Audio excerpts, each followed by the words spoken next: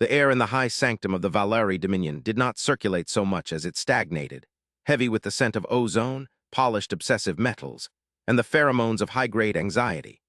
It was a chamber designed to intimidate, a vast hollow sphere located in the geostationary anchor of their capital world's orbital ring, where the floor was transparency itself, looking down upon the swirling, bruised storms of the gas giant below. But today, the intimidation did not flow outward from the council seated at the obsidian table. It flowed inward, pressing against their minds from the holographic projection hovering in the center of the room. The silence was not peaceful. It was the suffocating quiet of a predator holding its breath. High Admiral Kael'thas, a veteran of the border wars and a creature of hardened carapace and scar tissue, stared at the projection with his primary optical sensors narrowed, his mandibles twitching in a rhythm of suppressed agitation.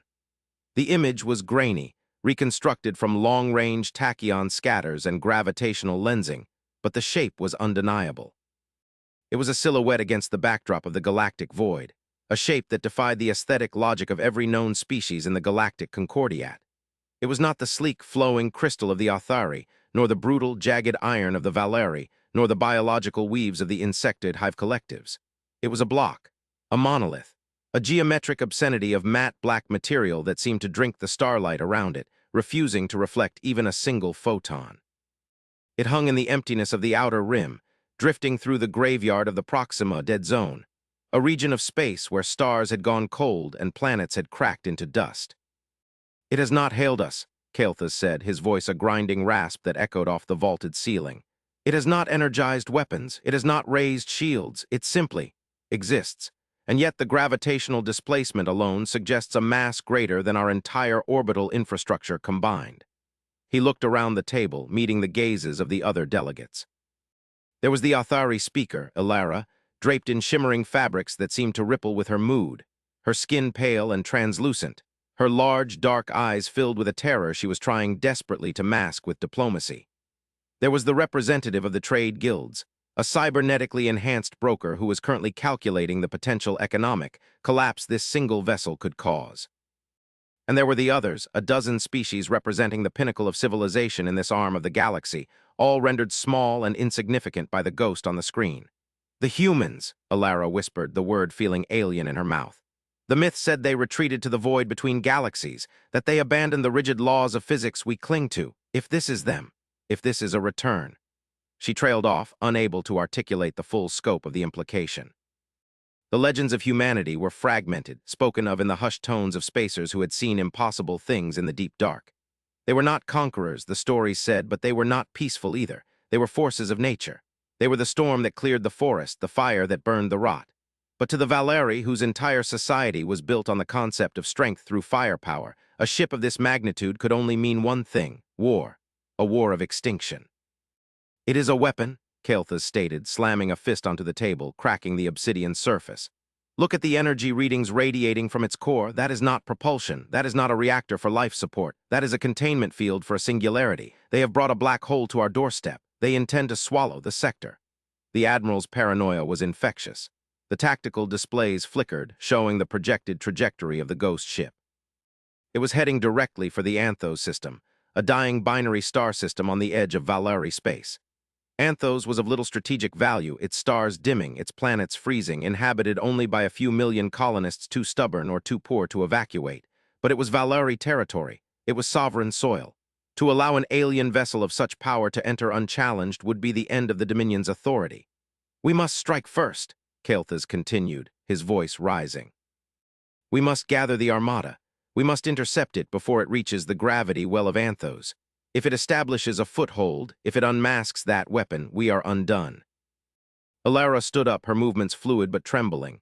"And if it is not a weapon, Admiral, if it is an envoy, the energy signatures are massive, yes, but they are harmonic, they are stable. A weapon is chaotic, it spikes and fluctuates. This feels like a heartbeat."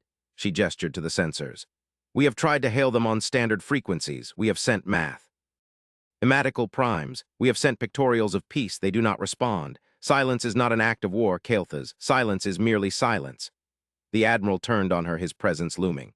"Silence from a Titan is a threat, speaker. When a predator stalks you, it does not announce its presence. It waits until your throat is exposed. Look at the hull. There are no viewports, no bridges, no navigation lights. It is a coffin, a tomb ship meant to carry death. The debate raged for hours, circular and exhausting. The fear in the room was palpable, a physical weight that made breathing difficult. They were the masters of their domain, the rulers of 100 systems, and yet in the face of this silent, drifting monolith, they felt like children hiding from a thunderstorm. The decision, when it came, was driven not by logic, but by the primal instinct of survival. The Valeri would lead the fleet. The Authari would provide sensor support. The guilds would fund the logistics. They would meet the ghost ship at the edge of the Anthos system. They would demand its surrender, and if it did not comply, they would unleash enough firepower to crack a moon. They convinced themselves this was bravery. They told themselves they were defenders of the light. But deep down in the cold pit of their stomachs, they knew the truth. They were terrified that the ghost ship was not a warrior at all, but something far worse, a judge. The interception point was a region of space filled with the debris of a planetary collision from 1,000,000 years prior, a treacherous field of dust and ice that usually kept travelers away. But today, the void was crowded. The combined armada of the Concordiat was a sight that would have inspired poetry in a lesser age. Hulls of gold and crimson, sleek destroyers, massive dreadnoughts bristling with railguns and plasma lances, carriers launching swarms of interceptors that buzzed like angry wasps. They formed a wall of metal and energy, a blockade designed to say, "You shall not pass." High Admiral Kael'thas stood on the bridge of his flagship, the Iron Will, looking out at the starfield. The Anthos binary stars were dull red embers in the distance, dying giants that cast a bloody light over the fleet. "Sensors," he barked. "Report!" The sensor officer, a young Valeri whose chitin was still soft with molting, looked up from his console with wide, terrified eyes. "It is here, Admiral." Dropping out of supercruise, distance, close, too close. Space did not tear open. There was no flash of Cherenkov radiation, no swirling vortex of hyperspace entry. The ghost ship simply was. One moment the sensors showed empty vacuum, the next the background stars were blotted out by a shadow that spanned the entire forward view. The sheer scale of the vessel was incomprehensible. It dwarfed the Valeri dreadnoughts, making them look like toys. It was a long, rectangular slab of darkness, its surface textureless and unreflective, absorbing the red light of the dying stars and giving nothing back. It sat there, motionless, amidst the armada like a whale surrounded by minnows. The silence on the bridge of the Iron Will was absolute. Even the hum of the reactor seemed to dampen. Kael'thas felt a cold sweat run down his back. He had fought in a dozen campaigns. He had seen cities burn and fleets turn to vapor. But he had never seen anything like this. It defied engineering. There were no engine nacelles, no weapon ports, no seams. It was a single, perfect solid. "Hail them," Kael'thas whispered, his voice failing him for a moment before he cleared his throat and spoke with the authority he was supposed to possess.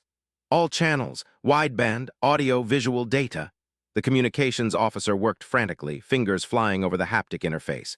"Channel open, Admiral, broadcasting on all Concordiat frequencies." Kael'thas stepped into the center of the command dais, straightening his uniform. "Unidentified vessel," he began, his voice projected across the void. "This is High Admiral Kael'thas of the Valeri Dominion, representing the Galactic Concordiat. You have entered sovereign space in a vessel of war classification. You have failed to identify yourself. You are surrounded. Power down your drive systems and prepare to be boarded, or we will open fire." Silence, the static of the universe hissed through the speakers. The ghost ship did not move. It did not rotate. It just hung there, an enigma wrapped in void armor.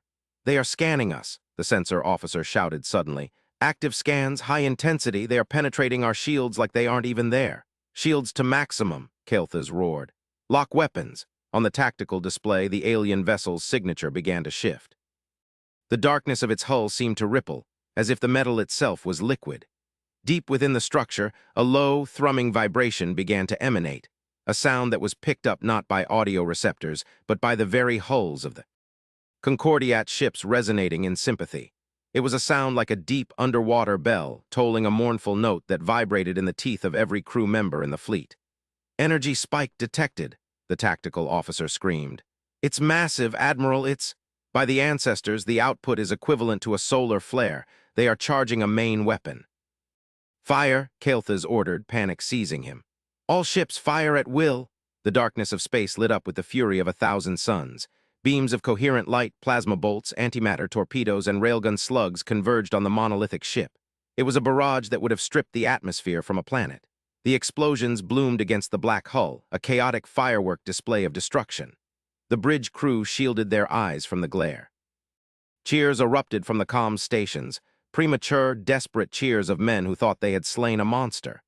But as the smoke of the energy discharges cleared, the cheers died in their throats. The ghost ship was untouched. The energy of the barrage had not deflected, it had been absorbed. The black hull seemed to glow faintly for a moment, pulsating with the consumed energy of the attack before returning to its matte darkness. And then, for the first time, the ship spoke. It was not a voice, but a transmission that overrode every screen, every speaker, every personal device in the fleet.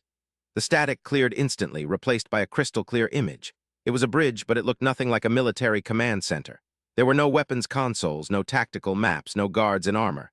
It was a bright, clean space filled with plants, green, vibrant life growing from the walls and ceiling. Water trickled through channels in the floor. The crew wore simple, utilitarian jumpsuits of white and gray, moving with a calm, deliberate slowness. In the center of the room sat a human male, older, with hair the color of steel and eyes that held the weight of centuries. He was reading a physical book, turning a page with a gentle finger before he looked up at the camera. He did not look angry. He looked tired, and perhaps a little disappointed. "This is Captain Elias Thorne of the Terran reclamation vessel Dawn Treader," the human said. His voice was soft, melodic, lacking the harsh modulation of the translators. It was a voice meant for libraries, not battlefields. "We received your greeting. It was energetic."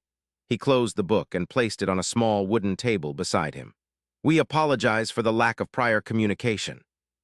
Our navigational arrays require significant focus to traverse the intergalactic void, and we could not risk signal degradation. We are not here to fight you, Admiral Kael'thas. We are not here for your territory. We are here for the stars." Kael'thas stared at the screen, his mind reeling. The human's calm was infuriating. "You absorbed a fleet-killing volley," the Admiral spat. "You enter our space with a ship the size of a moon, and you claim you are not warriors? Do not insult my intelligence, human. What is your purpose? Why are you at Anthos?" Captain Thorne stood up and walked toward the screen. As he moved, the background of the transmission shifted, showing a view from the Dawn Treader's external cameras. It was focused on the dying binary stars of the Anthos system. "Your sensors have detected the entropy acceleration in this sector," Thorne said, his tone shifting to one of professional detachedness. "The stars are dying ahead of their main sequence. The gravitational binding of this region is unraveling. We call it the Gray Blight. It is not a natural phenomenon. It is a decay of the cosmic fabric." He paused, looking directly into the camera, his eyes seeming to pierce through the screen and into Kael'thas' soul. "You see a weapon because you are a soldier, Admiral. You see a fortress because you are afraid. But this is not a warship. It is a gardener's trowel, and we are here to till the soil." "Gardener," Kael'thas scoffed. "You speak in riddles. Surrender your vessel or we will ram you. We will not allow you to deploy whatever device you are hiding." Thorne sighed, a sound of infinite patience. "We are not hiding anything, but we are on a schedule. The resonance cascade of the primary star has reached critical instability. If we do not act within the next standard hour, the star will collapse and this entire system will freeze. We are proceeding with the ignition sequence. I suggest you move your fleet to a safe distance. Minimum safe distance is 4 light minutes." "Ignition sequence?" The Authari speaker, Alara, who had been listening from her own ship, broke into the channel. "Captain Thorne, this is Speaker Alara. What do you mean by ignition? You cannot reignite a dying star. It is physically impossible. Entropy cannot be reversed." Thorne looked at the Authari woman, and his expression softened. "Impossible is a word used by those who have not yet seen. The Dawn speaker, please move your ships. We are beginning." The transmission cut. Kael'thas was left standing in the silence of his bridge. "He is bluffing," the Admiral growled. "He is charging a weapon to destroy the sun, to wipe us out in the supernova. All ships, converge, ramming speed. We must stop him." "Admiral, wait," Alara's voice cried out over the comms. "Look at the energy readings. They aren't targeting us. They aren't targeting the fleet." The ghost ship began to move. It did not use thrusters. It simply altered its relationship with space-time, sliding forward with a terrifying velocity that produced no inertia. It bypassed the blockade as if the warships were made of smoke. It positioned itself directly between the two dying stars of the Anthos system. The monolith began to change shape. The solid block of matte black metal split down the middle, opening like a flower, or perhaps more accurately, like a massive tuning fork. From within the hull, a light began to shine. not the harsh, destructive light of a laser, but a soft, golden radiance that grew in intensity until it was blinding. The void between the ship's two halves began to distort. "They are creating a bridge," the science officer on the Iron Will whispered, his voice trembling with awe. "Admiral, they are channeling vacuum energy. They are pulling raw power from the subspace barrier itself. The amount of energy, it's infinite, it's limitless." The Dawn Treader was no longer a ship, it was a conduit. A beam of pure golden light erupted from the center of the vessel, striking the larger of the two dying stars. It did not explode. It did not flare violently.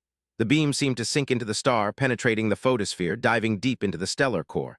The star, which had been a sullen, angry red, began to pulse. It beat like a heart, thump, thump, thump, thump. The rhythm was slow at first, then faster. The red color began to shift, lightening, brightening, turning from the color of dried blood to the color of molten gold. The second beam struck the companion star, and the process repeated. The Valeri fleet hung in space, weapons forgotten, crews pressed against the viewports. They were witnessing a miracle. They were watching the reversal of death. The humans were not destroying the star, they were feeding it. They were pumping raw, ordered energy into the chaos of the dying core, restabilizing the fusion reactions, scrubbing the heavy metals that were choking the stellar fire. It was surgery on a celestial scale. It was an act of creation so profound that it made the concept of war seem petty and small. As the stars brightened, the warmth returned to the system. The ice on the distant planets began to sublimate, creating new atmospheres. The light washed over the Valeri fleet, and for the first time in centuries, the harsh shadows of their ships were softened. Kael'thas sank into his command chair, his legs weak. He had prepared to fight a monster. He had prepared to die defending his home. Instead, he was watching a sunrise that should not have happened for another billion years. The process took hours, but the fleet did not move. They watched as the Dawn Treader finished its work, the golden beams fading, the ship closing its massive hull back into the simple, silent monolith. The stars of Anthos were stable now, burning with a clean, yellow-white light. The system had been given a second life. The ghost ship turned slowly, orienting itself back toward the deep void. The comms crackled to life again. Captain Thorne appeared, looking even more tired than before, wiping a smudge of grease from his hand with a rag. "Operation successful," he said simply. "The Anthos system is stable for another 4 billion years. We have seeded the outer gas giants with microbial filters to accelerate terraforming. You should have habitable worlds within 3 generations." Kael'thas struggled to find words. The arrogance was gone, replaced by a profound confusion. "Why?" he asked, his voice hoarse. "You possess power that makes you gods. You could rule this galaxy. You could crush us with a thought. Why come all this way just to fix a broken light bulb? Why save us?" Thorne smiled, a sad, knowing smile. "We do not want to rule, Admiral. We learned a long time ago that ruling is a trap. It breeds stagnation. We are explorers. We are engineers. And regarding the why..." He paused, looking off-screen for a moment as if consulting with someone unseen. "We are not just fixing light bulbs. We are building a lighthouse." "A lighthouse?" Ilera asked. "For whom?" The atmosphere on the human bridge changed. The casualness evaporated. Thorne leaned forward, his face serious, the lines of age on his face deepening.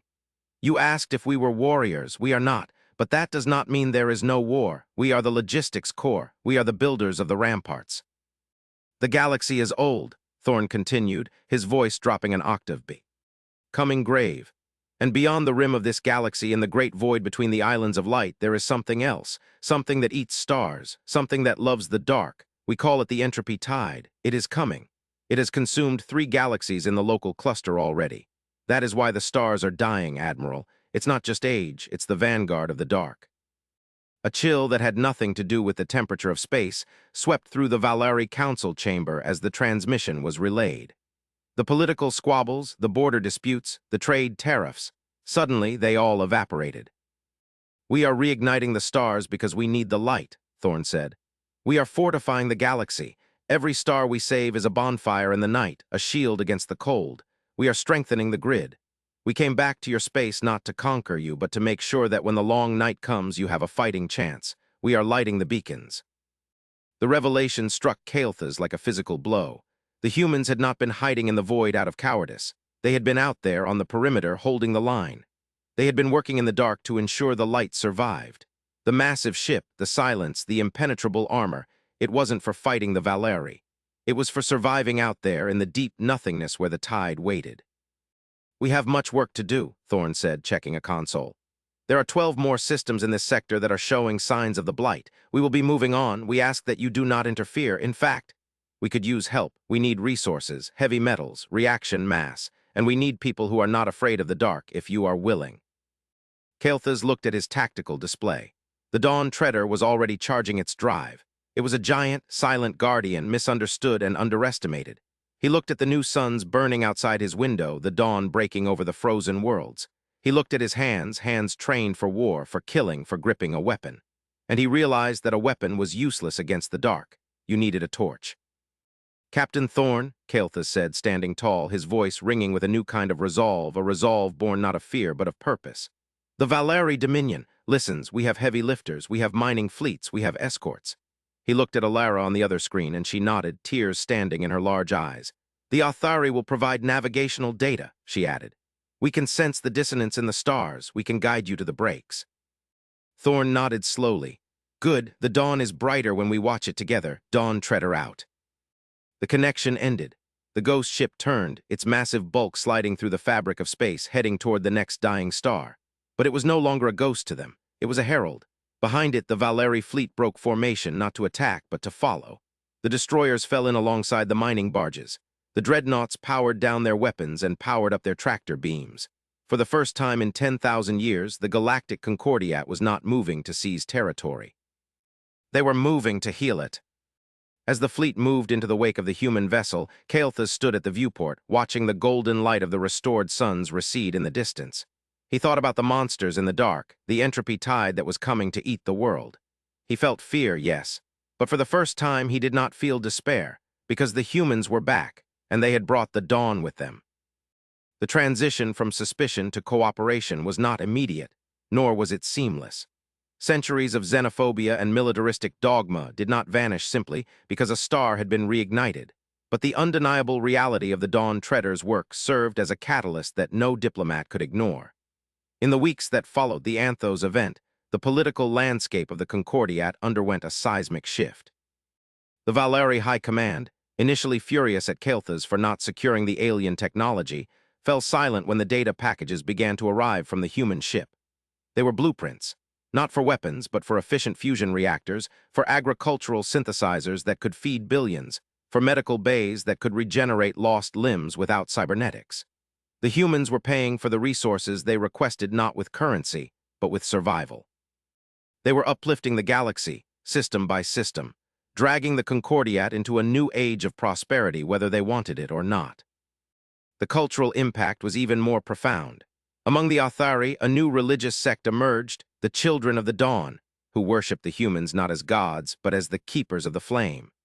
They believed that the human silence was a form of holy meditation, a necessary detachment to face the horrors of the void.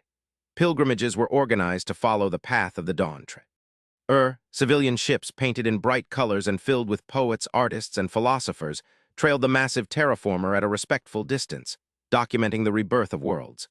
They watched as the humans turned gas giants into second suns, as they cracked open dead moons to release oceans of trapped water, as they wove atmospheric shields around radiation-blasted rocks. The humans rarely communicated with these pilgrims, but they did not drive them away. Occasionally, a shuttle would depart the massive black ship and deliver canisters of seeds or data crystals containing the lost history of the sector, gifts given without ceremony. On the bridge of the Iron Will, now permanently assigned as the lead escort for the human vessel, Admiral Kael'thas found himself changing. He spent less time reviewing weapon drills and more time studying the star charts the humans provided. He began to see the galaxy not as a map of territories to be held, but as a single, fragile organism that was sick. The gray blight was real. Once the humans pointed it out, the Valeri sensors, calibrated for war, began to see the subtle decay in the background radiation. The stars were not just dying, they were being dampened. Something was siphoning the thermal energy of the galaxy, a parasitic drain from outside the galactic rim. The realization was terrifying, but it also gave Kael'thas a clarity he had never possessed. He was no longer a soldier fighting for a flag. He was a guardian fighting for existence itself. The true test of this new alliance came 6 months after the arrival of the Dawn Treader in the Obsidian Sector, a region of space notorious for its navigational hazards and the presence of the Krill, a species of silicon-based scavengers who recognized no laws and attacked anything that ventured into their territory. The Dawn Treader had detected a massive fault line in the sector's subspace strata, a crack in the universe that was leaking entropy into the core worlds. To fix it, they would need to deploy a resonance anchor, a structure the size of a city, directly into the heart of the anomaly. The operation would leave the human ship vulnerable, its energy diverted entirely to the repair, its shields down. The Krill swarms, sensing the energy output, emerged from the asteroid belts. There were millions of them, jagged, crystalline ships that swarmed like locusts. They did not care about the stars. They did not care about the coming darkness. They saw only the massive energy signature of the human ship and hungered for it. They communicated in shrieks of static, demanding the Dawn Treader surrender its core. Captain Thorne's voice came over the comms, calm as ever, though the strain was audible. Admiral Kael'thas, we are at a critical juncture in the welding process. If we break the beam now, the subspace fracture will expand and swallow this sector. We cannot raise shields. We cannot maneuver. We are exposed. Kael'thas did not hesitate. He did not convene a council. He did not ask for permission from the High Command. He simply activated the fleet-wide channel. All units, he growled, his voice deep and resonant. The architects are working. They are the hands that build the future. We are the shield that protects the hands. Form a defensive sphere around the Dawn Treader. Rules of engagement are unrestricted. Nothing touches that ship. Nothing. The battle that followed was the most brutal in the history of the sector. The Krill threw themselves at the Valeri lines with suicidal abandon. The darkness of space was lit by the chaotic strobe of laser fire and exploding hulls. Valeri destroyers, usually precious assets to be hoarded, threw themselves into the path of torpedoes meant for the human ship. Athari frigates, lightly armored but fast, wove intricate webs of electronic jamming to blind the enemy. Guild mercenaries, usually loyal only to gold, held the line alongside the regular navy, burning their engines to slag to maintain the perimeter. For 12 hours, the battle raged. The Iron Will took heavy damage, its port flank sheared open by a Krill ramming ship, atmosphere venting into the void. Kael'thas stood on the bridge, bleeding from a shrapnel wound above his eye, refusing medical attention. "Hold!" he roared as another wave of scavengers approached. "They shall not pass, not while we breathe." And through it all, the Dawn Treader worked. Ignoring the explosions rocking the space around it, ignoring the debris bouncing off its hull, the humans focused entirely on the fault line. They lowered the resonance anchor, a spire of white metal that hummed with a song of pure order. They drove it into the wound in space, stitching the fabric of the universe back together with needles of light. It was an act of supreme trust. They trusted the aliens they had once terrified to protect them. They placed their lives in the hands of the Valeri, believing that the warriors had become guardians. When the anchor locked into place, the effect was instantaneous. The chaotic radiation storms that plagued the Obsidian sector vanished. The subspace tremors ceased. The drain on the local stars stopped. A shockwave of harmonious energy rippled outward, disabling the primitive drive systems of the Krill ships, leaving them drifting and powerless. The battle ended not with a bang, but with a sudden, stunned silence. The Dawn Treader powered down its welding arrays and slowly, painfully, rotated to face the Valeri fleet. The human ship was scarred, stray shots had pitted its armor and scorch marks marred its perfect black surface. But it was intact. The transmission opened, and this time the entire human bridge crew was standing. Captain Thorne stepped forward, and for the first time he saluted. It was a crisp, military salute, sharp and respectful. "To the Valeri Dominion," Thorne said, his voice thick with emotion.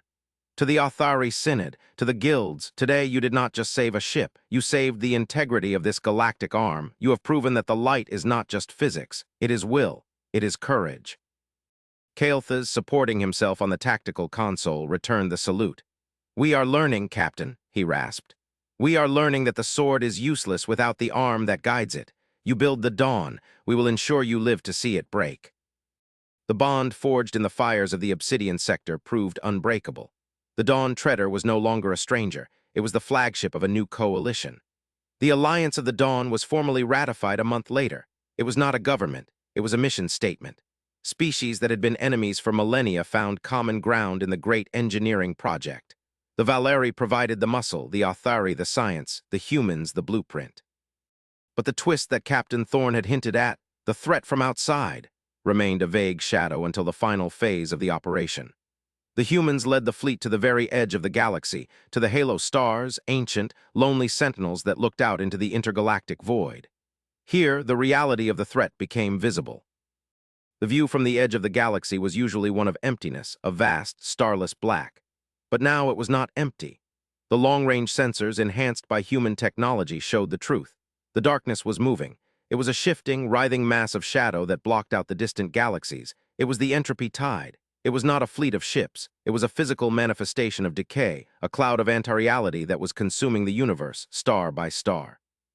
It was a cosmic winter, creeping toward the warmth of the Milky Way. Thorne summoned the leaders of the Alliance to the Dawn Treader physically. They stood on the observation deck, a vast blister of transparency that looked out into the abyss. Kael'thas, Alara, and the others stood in silence, the horror of the sight stripping away their breath. The scale of the enemy was beyond comprehension. It was not something you could shoot. It was not something you could negotiate with. "It is the heat death made manifest," Thorne explained quietly, standing beside them. "It is the end of all things. We encountered it in Andromeda. We tried to fight it with weapons. We failed. Andromeda is gone dark, a graveyard of ice." Alara wept silently. "Then what hope is there? If it ate a galaxy, what can we do?" "We cannot stop the wind," Thorne said, turning to look at them. "But we can build a shelter. The work we have been doing, the reigniting of the stars, the stabilizing of the subspace faults, it is all part of a single machine. We are turning this galaxy into a fortress, a citadel of light." He activated a holographic display. It showed the galaxy, a spinning spiral of light. But now overlaid on the map were the locations of the stars the humans had fixed. They formed a pattern, a geometric lattice, a web. "The stellar array," Thorne said. "When the network is complete, we will link the cores of the reignited stars. We will create a standing wave of energy, a barrier of high-frequency dimensional resonance that encases the entire galaxy. The tide cannot cross a threshold of that intensity. It feeds on decay. We will give it a wall of pure, self-sustaining life." The magnitude of the plan silenced them. The humans were not just fixing stars. They were turning the Milky Way into a single, cohesive organism. They were building a Dyson shell not around a star, but around the galaxy itself, using the stars as the fence posts. "But we are few," Thorne admitted, his shoulders slumping. "The Dawn Treader is the last of the reclamation fleet. The others were lost in the crossing. We cannot finish the web alone. We do not have the ships. We do not have the time. The tide will be here in less than a century." Kael'thas looked at the encroaching dark. He looked at the fragile, beautiful spiral of his home. He thought of the billions of lives and the planets behind him. He looked at the human, this tired, ancient engineer who had carried the weight of the universe on his back. Kael'thas placed a heavy, clawed hand on Thorne's shoulder. "You are not alone, Ilias," the Admiral said, using the human's name for the first time. "You have the Valari. We know how to build fortresses. If you give us the schematics, if you teach us the physics, we will convert every ship in the Concordiat into a treader. We will turn our dreadnoughts into welders. We will turn our carriers into seed ships." Alara stepped forward, her eyes drying, a fierce light kindling within them. "The Authari will sing the resonance. We will coordinate the lattice. We will ensure the web holds." Thorne looked at them, and tears welled in his own eyes. For the first time since leaving the ruins of Andromeda, he felt the crushing weight lift. "It will take everything," he warned. "It will mean the end of your economies, the end of your wars, the end of your old lives. You will have to dedicate your entire civilization to this one task.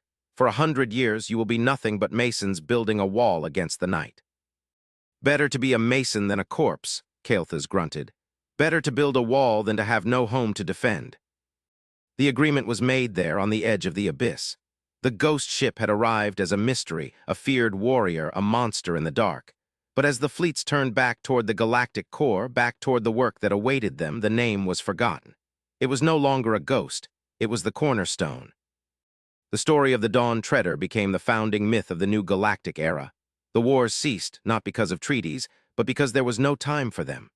Every ounce of metal, every scrap of fuel, every mind capable of calculus was turned toward the great project. The Valari dismantled their orbital bombardment platforms and turned them into stellar injectors. The Authari turned their temples into subspace observatories. The humans taught and guided and worked until they dropped, and then worked some more. And 50 years later, when the first tendrils of the entropy tide began to lick at the edges of the halo stars, they did not find a dying, fractured galaxy ripe for consumption. They found a line of fire. They found a wall of blinding, golden light, a barrier formed by the synchronized heartbeat of 100 billion stars, all singing in a chorus of defiance. The darkness broke against the light like water against a cliff. It tried to find a crack, a weakness, a place where the entropy could take hold, but there was none. The galaxy was united. The galaxy was awake. On the bridge of the Dawn Treader, now an old and battered ship permanently docked at the central hub of the Anthos system, an elderly Kael'thas sat beside an even older Elias Thorn. They watched the telemetry from the rim. They watched the tide recoil, unable to penetrate the shield of the dawn. "We did it," Kael'thas whispered, his voice a dry rattle. "It held." Thorn nodded, his eyes fixed on the screen, reflecting the light of the stars he had saved. "It held," he agreed. "The night is long, old friend, but we have bought the dawn." They sat in silence, two warriors of different kinds, watching the universe turn. They knew the tide would remain, prowling the void, waiting for the light to fade. But they also knew that the light would not fade. Not today, not while they stood together.